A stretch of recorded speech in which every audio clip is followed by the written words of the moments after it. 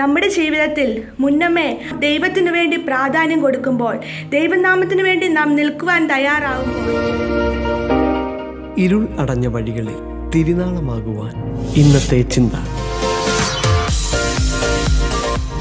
Praise the Lord. ദൈവത്തിൻ്റെ അതിപരിശുദ്ധ നാമം വാഴ്ത്തപ്പെടുമാറാകട്ടെ. ഇന്നത്തെ ചിന്തയ്ക്കായി 132 സങ്കീർത്തനമാണ് നാം എടുത്തിരിക്കുന്നത്. 132 സങ്കീർത്തനത്തിൽ നാം കാണുന്നത് ആലയം പണിയുവാനുള്ള ദാവീദിൻ്റെ ആഗ്രഹവും വാഗ്ദത്തങ്ങൾ നൽകുന്ന ദൈവത്തെയും കുറിച്ചാണ് നമുക്ക് ഈ സങ്കീർത്തനത്തിലൂടെ കാണുവാൻ സാധിക്കുന്നത്. ദൈവത്തിനു വേണ്ടി എന്തെങ്കിലും ചെയ്യണം, ദൈവത്തിനൊരു ആലയം പണിയണമെന്നുള്ള ആഗ്രഹത്തെ ദൈവം മാനിക്കുകയാണ്. വാഗ്ദത്തങ്ങൾ നൽകി ദൈവം ദാവീദിനെ അനുഗ്രഹിക്കുന്ന ഒരു സങ്കീർത്തനമാണ്. മുൻപേ അവൻ്റെ രാജ്യവും നീതി അന്വേഷിപ്പീൻ, അതോടുകൂടെ സകലവും നൽകി തരുമെന്ന് തിരുവചനത്തിൽ നാം വായിക്കുന്നു. അതേ പ്രിയമുള്ളവരെ, നമ്മുടെ ജീവിതത്തിൽ മുന്നമേ ആദ്യം നാം ദൈവത്തിനു വേണ്ടി പ്രാധാന്യം കൊടുക്കുമ്പോൾ, ദൈവനാമത്തിനു വേണ്ടി നാം നിൽക്കുവാൻ തയ്യാറാവുമ്പോൾ, ദൈവം നമ്മൾക്ക് വേണ്ടി അനുഗ്രഹങ്ങളും നന്മകളും ചൊരിയുന്നവനായ കർത്താവാണ്. അത് മാനുഷികമായ തരത്തിൽ നാം നോക്കുകയാണെങ്കിൽ മനുഷ്യൻ്റെ ബുദ്ധിമണ്ഡലങ്ങളിൽ അളക്കുവാൻ കഴിയാത്ത വിധത്തിലുള്ള ദൈവപ്രവൃത്തിയായിരിക്കും ദൈവത്തിനു വേണ്ടി ഒന്നാം സ്ഥാനം കൊടുക്കുന്ന ഒരു ദൈവ പൈതലിന് ദൈവം സംഗ്രഹിച്ചു വെച്ചിട്ടുള്ളത്. ദൈവത്തെ സ്നേഹിക്കുന്ന ഒരു ദൈവപൈതലിൻ്റെ ജീവിതത്തിൽ സകലതും നന്മയ്ക്കാക്കി തീർക്കുന്നവനായ കർത്താവാണ്.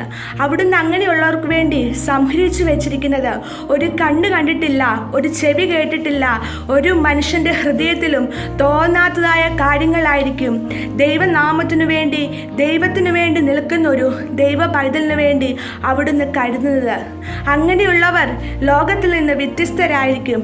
എല്ലാ നിലയിലും അവർ ദൈവസന്നിധിയിൽ ഏറ്റവും പ്രാധാന്യത ഉള്ളവരായിരിക്കും. ഇതിൻ്റെ 13 വാക്യത്തിൽ നാം വായിക്കുന്നു, യഹോവ സിയോനെ തിരഞ്ഞെടുത്തിരിക്കുന്നു. അതെ, നമ്മളെ ഓരോരുത്തരെയും ദൈവം തിരഞ്ഞെടുത്തിരിക്കുകയാണ്. നാം വചനത്തിൽ വായിക്കുന്നത് പോലെ ദൈവത്തിൻ്റെ മന്ദിരങ്ങളാണ് നാം ഓരോരുത്തരും. ദൈവം വസിക്കുന്ന മന്ദിരങ്ങളാണ്.